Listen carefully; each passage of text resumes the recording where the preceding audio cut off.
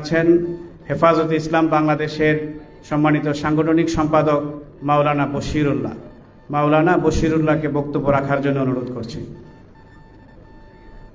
নাহমাদুহু সাল্লি আলা রাসূলিল কারীম আল্লাহুম্মা সাল্লি আলা মুহাম্মদ ওয়া আলিহি ওয়া সাহবিহি ওয়া সাল্লিম তাসলিমা। শাইখুল হাদিস পরিষদ কর্তৃক আয়োজিত অধ্যকার চার মহা মুর্শিদের ত্যাগ নেতৃত্ব শীর্ষক এই আজকের সমাবেশের সম্মানিত সভাপতি জনাব মাহবুবুল হক সাহেব, প্রধান অতিথি সর্বজন শ্রদ্ধেয় এবং রুহানি রাহবর আল্লাহ মহিবুল বাবরগিরি সাহেব সহ মঞ্চে উপস্থিত জাতীয় নেতৃবৃন্দ, সংগ্রামী সাথী বন্ধুরা, চারজন মহামনীষীদের জীবন আলোচনা। সময় সংক্ষেপ, আমি চারজনের সম্পর্কে চারটা কথা বলতে চাই।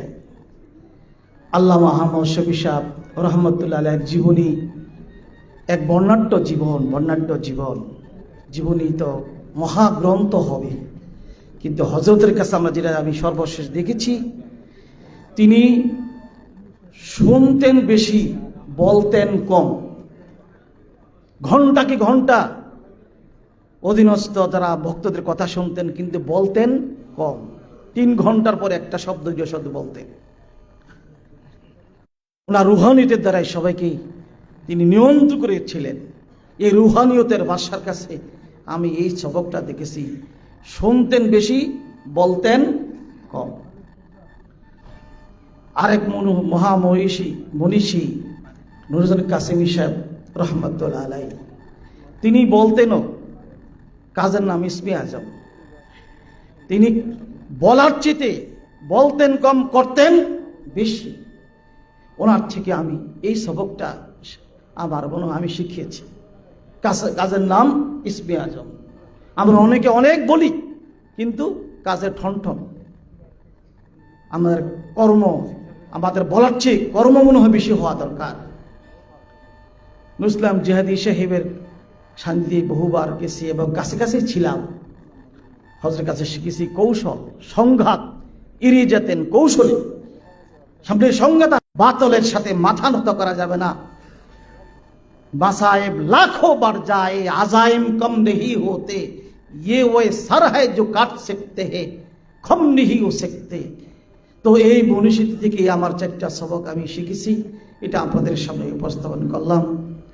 আল্লাহ পাক এই মহামুর্শিদের, আল্লাহ পাক যেমন কিতাব দিয়েছেন, রিজালুল্লাহ দিয়েছেন, ওনাদের জীবনী আরো অনেক সম্প্রসারিত এবং বিস্তৃত। এগুলো তো বিশদ আলোচনা করলে আসবেই। তো আমি এই কথা বলি, আমার ওনাদের এই আদর্শ থেকে আদর্শবান হয়ে আমাদের আল্লাহ পাক জীবনযাপন করার তৌফিক দান ফরমান। ওয়া আলাইনা ইল্লাল বালাগ।